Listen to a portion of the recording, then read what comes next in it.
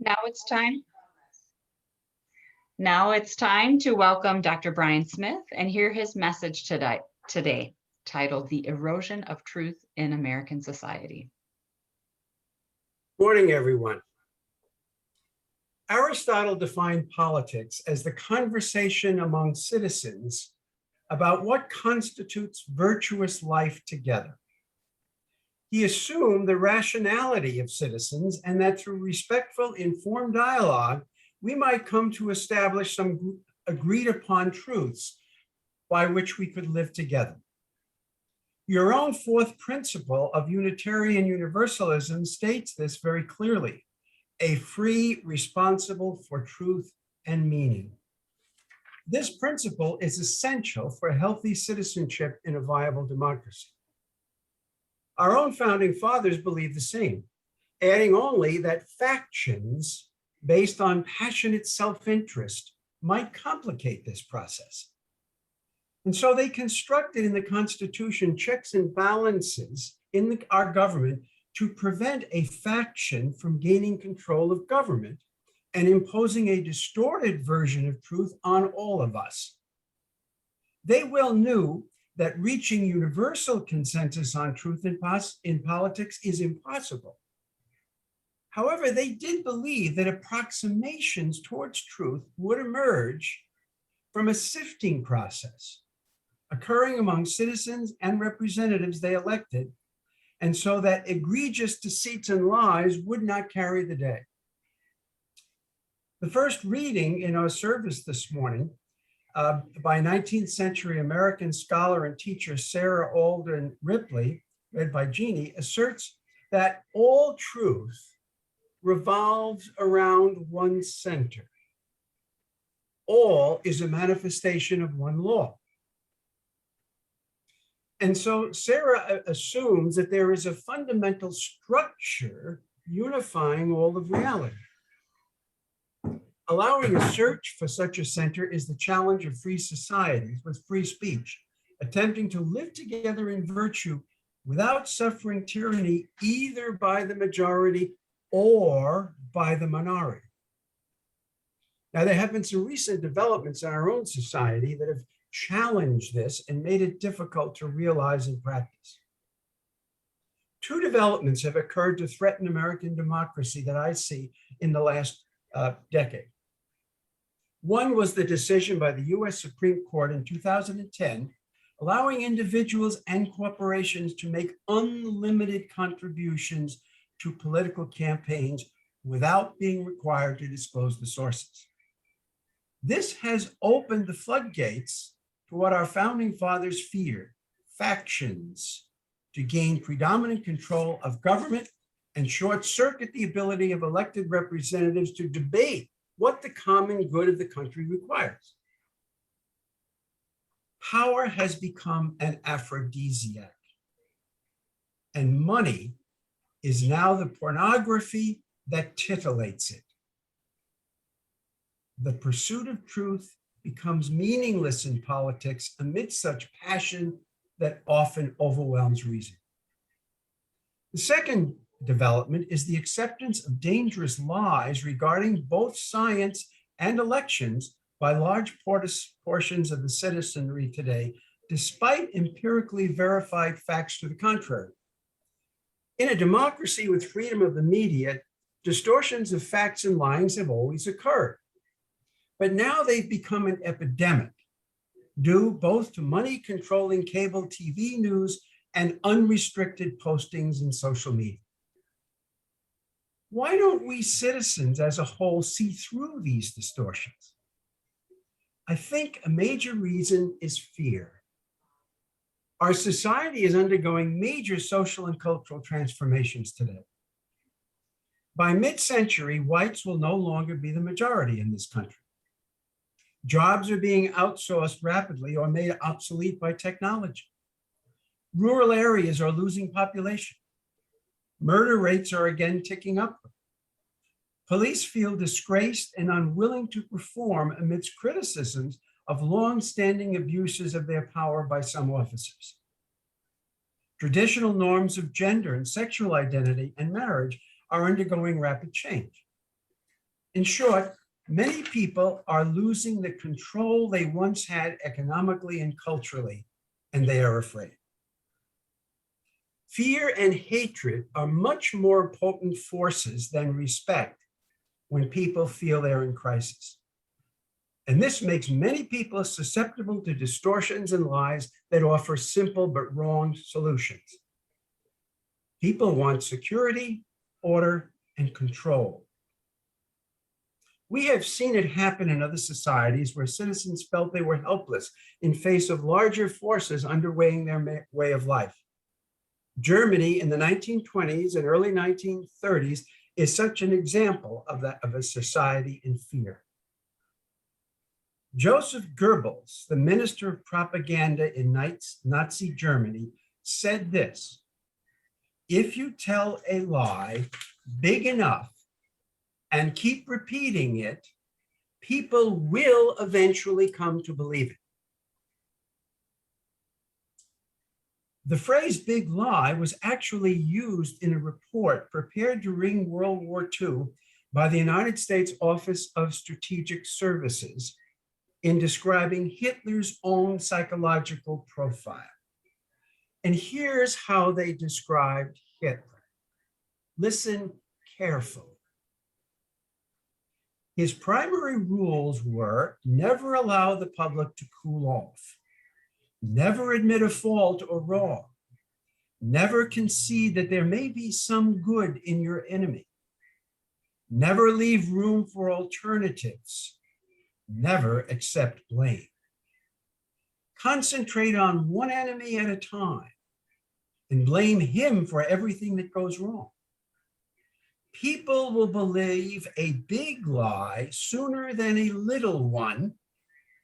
And if you repeat it frequently enough, people will sooner or later believe it. Thus, the description of Hitler. It is not only that Goebbels and Hitler lied repeatedly, they also magnified, as we know, the impact by staging large public rallies and the use of media to whip crowds up and the public into high-pitched anger and even hatred. Now I ask you, does any of this sound eerily familiar in our time? We are not Nazi Germany, but the phenomenon of big lies does pervade some of our cable TV news and social media, offering erroneous explanations for problems based merely on conspiracy theories. These lies are gaining ground amidst fear and frustration and affecting the ways a significant number of our citizens view science and politics right now. In April 2021, the digital issue of KFF Vaccine Monitor found that most American adults, 54%, either believe totally some common misinformation about the anti-COVID vaccines, or they're unsure whether these lies are true or false. That means that more than half of the US adult population right now believes in a lie or is uncertain about the truth in science. Despite all the words of caution by the CDC and the World Health Organization and reputable epidemiologists, 30% of American adults have not been fully vaccinated by the beginning of this month. And within this group of 30%, estimates are that there's a hardcore of 20%, 2/3, who adamantly are opposed to getting vaccinated. We are still a very divided society when it comes to trusting science. Conspiracy theorists such as QAnon also question the very facts of our recent elections and about the attacks on the US Capitol on January 6th. Now, here's a frightening statistic.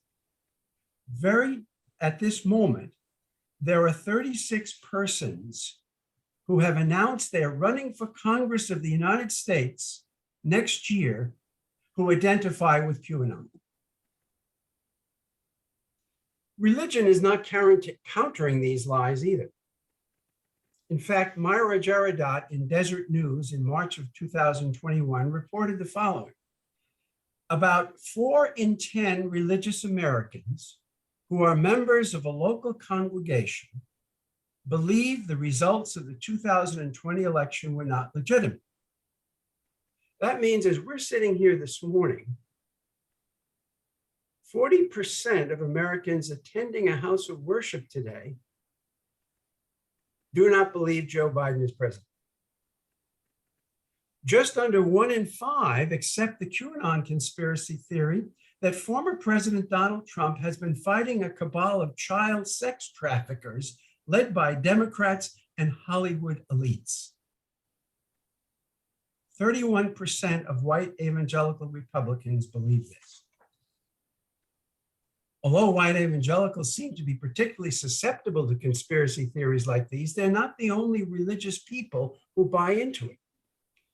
18% of white Catholics and 15% of white mainline Protestants say that QAnon's claim about Trump being the president is mostly or completely accurate. In fact, there is now an orchestrated national campaign underway using social media and large rallies to nurture such lies. Millions of dollars are being poured into what a June 2021 article in the Washington Post has termed the shadow reality world, promoting the lie that the presidential election was stolen. Rallies are being orchestrated across this country right now by organizers of this alternate social media campaign in support of such lies, where promises are being made that a major revelation of electoral fraud is coming soon and will result with a return to the White House by the former occupant by September. This coming week, starting on Tuesday, in Sioux Falls, South Dakota, Mike Lindell, the pillow guy, has spent millions of dollars in this campaign. He has reserved 1,000 rooms in hotels and motels surrounding Sioux Falls for a major convention in which he is going to reveal the truth that he has, that the Chinese distorted the election last year, and that in the next month, the Supreme Court is going to vote 9-0 to restore Trump to the presidency. Now, what makes these distortions and lies so dangerous about COVID vaccines and the previous election is that they're precipitating actions that are now becoming serious threats to public health and the survival of our electoral system as we know it. The more people who refuse vaccinations based on such lies, the more chances COVID and Delta and Lambda coming after it will continue mutating and may reach the point where some future version would be impervious to the vaccines we now have. This would be catastrophic for all Americans and all the rest of the world where there are so many unvaccinated at present. We could go back to ground zero at some point in our attempts to control the spread of this deadly virus, both in our own society and globally. The lies about the election fraud have already been used to craft legislation in 18 states limiting the access to voting, and even worse, taking the final decisions about ballots out of the hands of election officials and giving political partisan legislatures the final say. This could create chaos next year in the election, further widespread distrust of balloting, and even precipitate violence in streets. Democracy depends on attempts to speak the truth about important issues affecting the common good. A democratic society begins to unravel if citizens become severely divided over truth claims regarding factual evidence in the areas of public health and politics. The physical survival of citizens and the trust necessary to accept the outcome of elections are essential for a democracy to continue to thrive.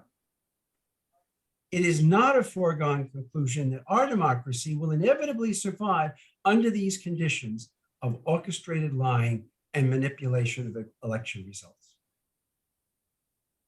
The video we saw in the story for all ages, The Emperor's New Clothes and Independent Thought, warns clearly that pressure to conform to groupthink becomes dangerous to a society, especially when individuals are afraid to speak the truth against a barrage of lies.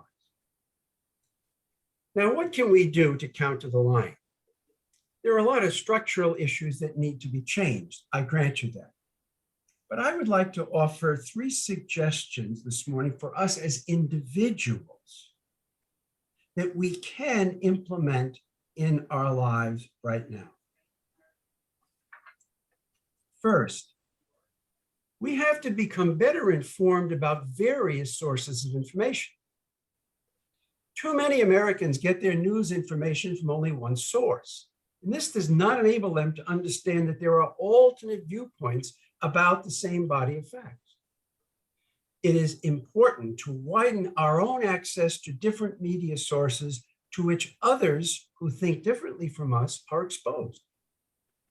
Switching back and forth on cable TV news networks is a good place to start, along with surfing some of the local radio stations in our area that have nationally syndicated political speakers. We should also look online at different sources of print news reporting, including editorials and letters to the editor in local newspapers.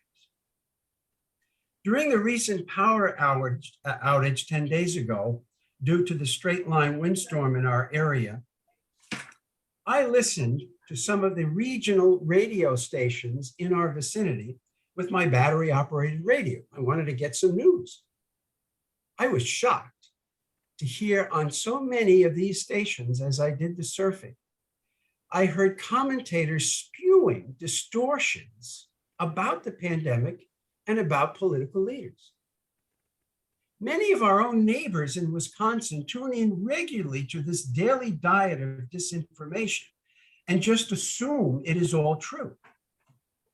Groupthink. So we need to be well informed about what perspectives other than our own, even if we disagree with them or believe they're not accurate. Some of our family, friends, and neighbors steadily rely on skewed sources. And we need to be better informed about these if we're going to engage them effectively in conversation. Second, once we are better informed about what other people are hearing, we have to try to dialogue with those who think differently from us. Hard as it is, we all have responsibilities as citizens to counter distortions and lies within our families, our friends, our neighbors who harbor them, sometimes unknowingly. There's no substitution for listening to what other people are saying, hearing what passions or fears underlie their words, finding some common ground with them, and sometimes adjusting some of our own perceptions accordingly, and speaking what we see are some basic truths in science and politics. As the second reading in our service from Buddha's Dhammapada reminds us, never does hatred cease by hatred in return. Only through love can hatred come to an end. Let us overcome the liar by truth. And you will recall that one of the steps in the eightfold path to enlightenment that the Buddha taught was this: speak the truth kindly. The reading from the Taoist sage Lao Tzu this morning reminds us that humility is also required in such an enterprise. He tells us those who would take over the earth and shape it to their will never, I notice, succeed. At no time will the one who is sane overreach. And so to assist others in finding the truth, we must put aside our egos and desires to be right if we are to help others to move away from untruths. Studies by political scientists at Stanford University during the last election campaign have also shown that when people of various political persuasions are put in what they call a term deliberative polling e-groups to discuss current political issues, they tend to moderate their views rather than hold on to previously accepted more extreme positions. Dialogue does help when done respectfully. Gary Abernathy, a contributing columnist to the Washington Post, tells us in one of his recent articles that he lives among many Trump supporters. He disagrees with their opinion that the 2020 election was rigged, but he encourages us to dialogue with them. And here's what he tells us. There's no big mystery to effectively communicating with Trump supporters, or for Trump supporters to communicate with everyone else. Treat each other with politeness and courtesy. Respect other opinions, even if you disagree. Acknowledge each other's patriotism and love of the country. Don't assume you understand each other because you've read some think tank analysis.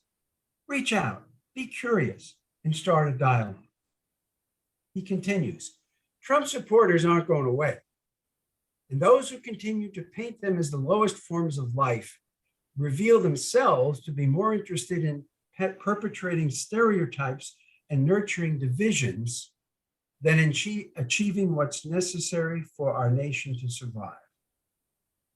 Reaching across our political chasm, respecting our differences, and finding some common ground where we can. The end of his words. We tend to associate with those who think as we do. That's human nature. But this does not always help us to expand our own understanding of others different from ourselves, nor assist them to become less wedded to positions that are factually untrue. The American Trappist monk and mystic and poet Thomas Merton once wrote, "If I insist on giving you my truth and never stop to receive your truth in return, there can be no truth between us."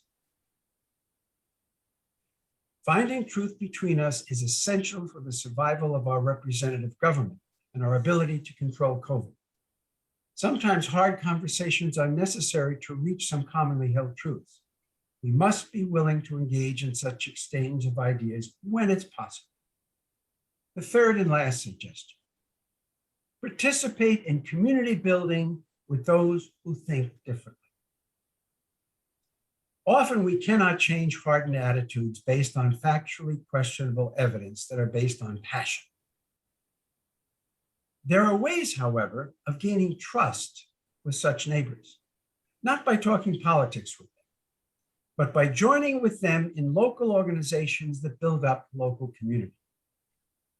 Working collaboratively to improve education or the delivery of social services in a town with fellow citizens can help build trust and break down mutual suspicions that thrive in polarized contexts. If we can join with others sometimes of different political persuasion in projects to improve the quality of life for all citizens, then bonds of mutual respect and trust can be strengthened and fear of differences on other issues diminished. If we can find some common ground in non-threatening areas, this can pave the way for respectful dialogue on other more controversial topics as people come to trust us. Historian and journalist Anne Applebaum, in an article entitled "Coexistence is the Only Option" in the January issue of The Atlantic, argued for such an approach in building bridges of understanding in local communities. Here is the advice she offers. Make the problem narrow, specific, even boring, non-existential, or exciting. Who won the 2020 election is for these purposes a bad topic. How do we fix the potholes in our roads? This, in contrast, is a superb way to start. Wise words. Let me offer some concluding remarks. None of the above suggestions can solve all the problems of the erosion of truth in American society. We do need major structural changes, undoubtedly. But these are steps which each of us can take in our individual lives. They can make a difference in the context where we live, especially with our family, friends, and neighbors. If, as Tip O'Neill once said, all politics is local, so is community building upon which a healthy democracy depends. We all can do something to help restore citizens' trust with one another in honest, respectful, informed search for the truth. Father Tom Rees, in an article in the Jesuit magazine America in April, appealed for more civil dialogue in the country. He ended his piece by citing a prayer of Pope Francis this year on World Communications Day, which we celebrated on January 25th. Here are the Pope's words. Lord, teach us to move beyond ourselves and to set out in search of truth. Teach us to go out and see. Teach us to listen, not to entertain prejudices or draw hasty conclusions. Teach us to go where no one else will go, to take the needed time to understand, to pay attention to the essentials, not to be distracted by the superfluous, to distinguish deceptive appearances from the truth.